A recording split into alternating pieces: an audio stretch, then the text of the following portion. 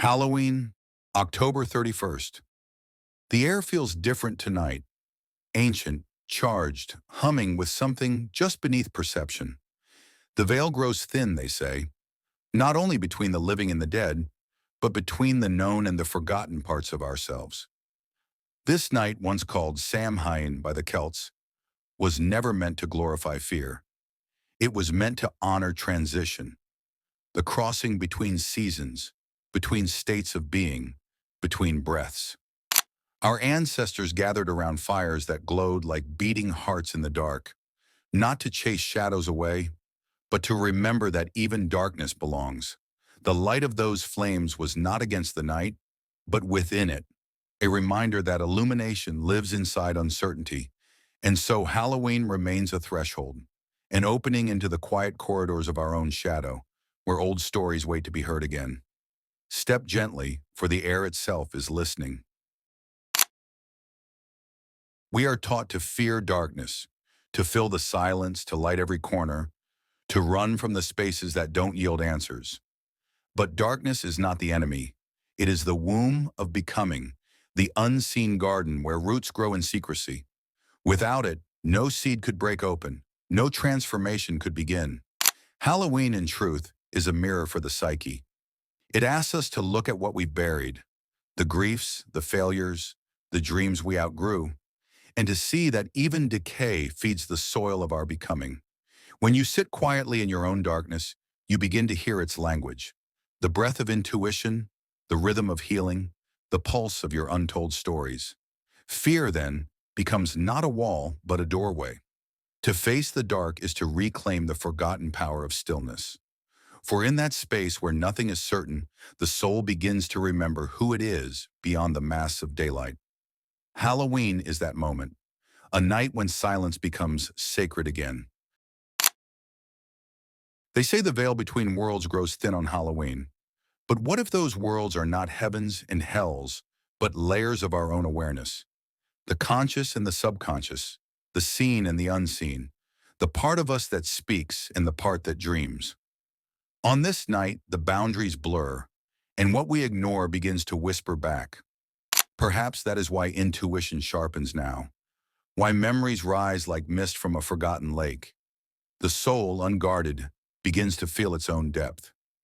We sense the presence of ancestors not as ghosts, but as echoes of wisdom carried in our very bones.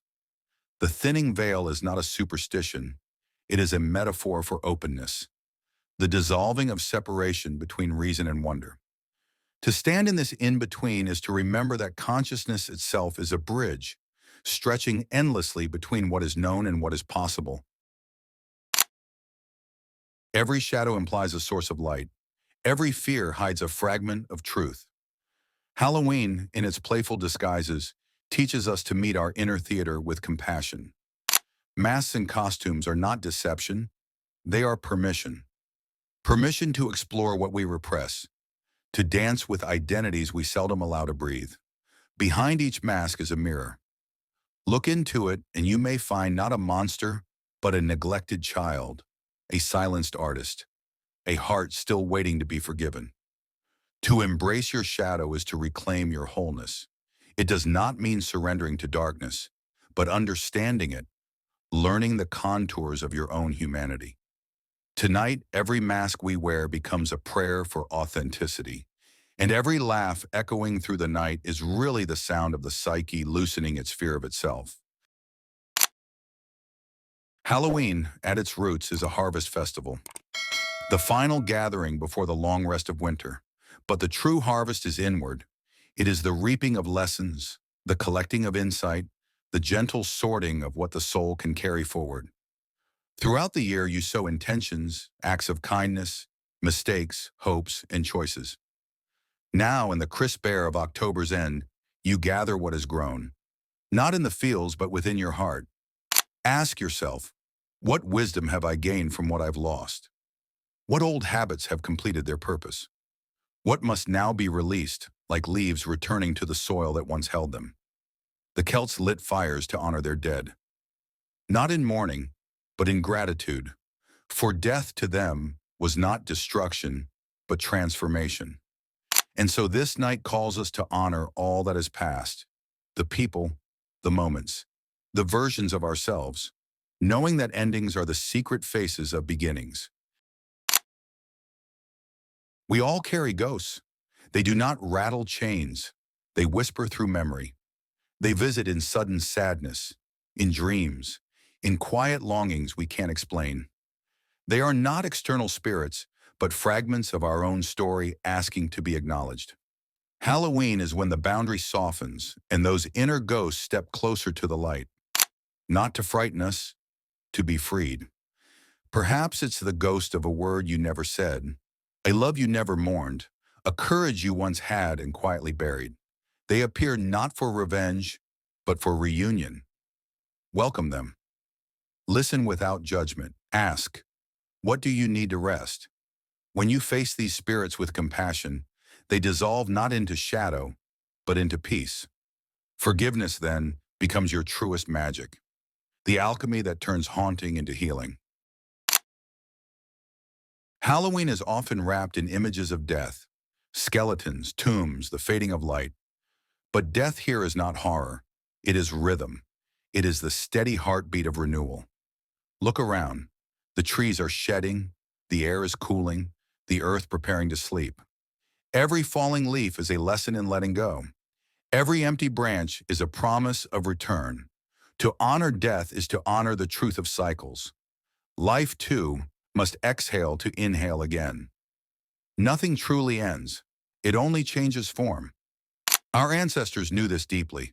They danced around fires not in despair, but in devotion, celebrating the continuity that hides within impermanence. So on this Halloween night, let yourself surrender a little to time, to change, to mystery. Let what no longer serves you fall away so that space may open for what longs to be born. This is the dance. Release, rest, rebirth. There's something sacred about the glow of a jack-o'-lantern. Its flickering flame seems to breathe. Once these lanterns were carved from turnips and placed on thresholds, a humble fire guarding the soul's passage through darkness. But beyond folklore lies symbolism, a reminder that consciousness itself is a small, brave light carried through the vast mystery of existence. Each candle, each spark, is an act of remembering that illumination and shadow need each other. Without darkness, the light has no contrast. Without light, the dark has no shape. Hold your own inner lantern tonight. Feel how it warms even as the wind moves around it. This is what awareness feels like. Fragile, steady, alive. Guard it not with fear, but with devotion. For as long as a single flame remains, hope does too. Halloween is not a night of fear. It is a night of remembering, of seeing the beauty in endings, the courage in facing the unseen, the peace that lives at the heart of mystery. It reminds us that we are creatures of transition, half earth, half spirit, walking eternally between what was and what will be. When the candles fade and masks are laid aside, what remains is simple truth. You are the bridge between worlds. You are the witness, the wanderer, the light bearer in the dark. Carry this awareness gently into the days ahead. Let it soften your fears, deepen your compassion, and remind you that transformation is not to be dreaded, but welcomed. And if these words spoke to something quiet inside you, let that resonance ripple outward.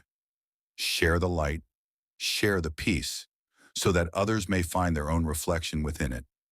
And if your heart feels in tune with this space, leave a trace of your presence, a like, a share, a small gesture of connection. Every spark helps keep this circle of awareness glowing brighter. Together we remember light is not the absence of darkness, it is the courage to love it.